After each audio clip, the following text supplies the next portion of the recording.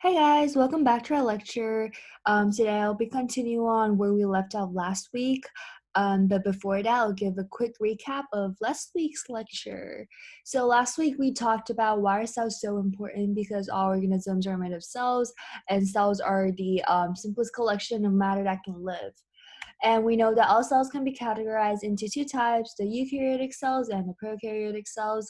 And then within the eukaryotic cells, it can be either a plant cell or an animal cell, and there are differences between plant cells and animal cells, which I'll be talking about today. And last week, I've mentioned some basic features of all cells, no matter if it's a eukaryotic or a prokaryotic, is that they all have a plasma membrane, they all have a cytosol, they all have chromosomes, and they all have ribosomes. And there are a lot of differences between the prokaryotic cells and the eukaryotic cells, but the main ones are that prokaryotic cells, they don't have a nucleus, but eukaryotic cells, they do have a nucleus. Prokaryotic cells, they don't have a membrane bond organelle. Well, eukaryotic cells do have membrane bond organelles. And all of the organelles that I've introduced in last week's lecture, they're all membrane bond organelles.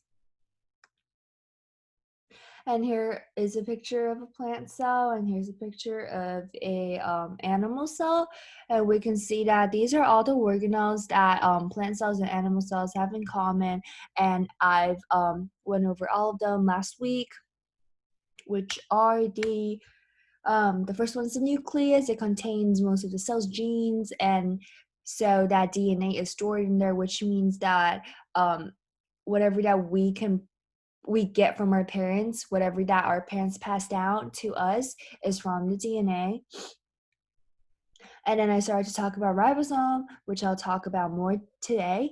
That ribosomes, they make proteins and they can be attached on the endoplasmic reticulum, which we also call the ER, and or they can be somewhere else within the cell.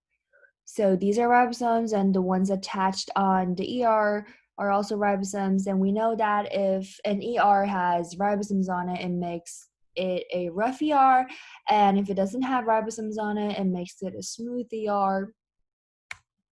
And the rough ER can make ribosomes because it has it can make proteins because it has ribosomes attached onto it, and is also our protein factory, while the smooth ER is synthesizes lipids and it makes carbohydrates, it stores calcium, and it detoxifies poison.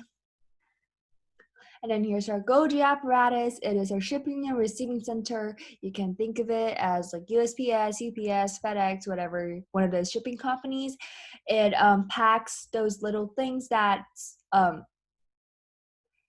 it stores materials. Yeah, it stores materials that that's passed into the Golgi apparatus through vesicles, and it modifies proteins, which means that once proteins are made from the rough ER, they'll be transported through these little vesicles and they'll go into Golgi apparatus, and then the protein is going to be modified in there and then transport to somewhere else through another vesicle.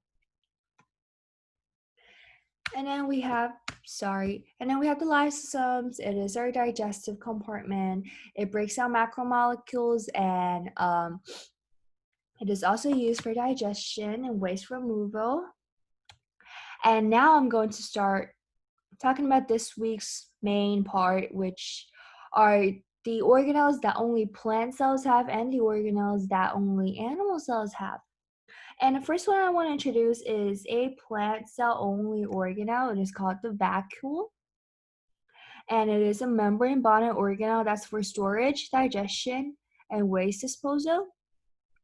So central vacuoles, which are found in many mature plant cells, it holds organic compounds, which I've mentioned in, I think those 2 lectures back. Organic compounds are whatever that contains a carbon in there, and it also holds water, which means that all of the water in a plant, most of them are stored in the vacuole of the plant, the central vacuole.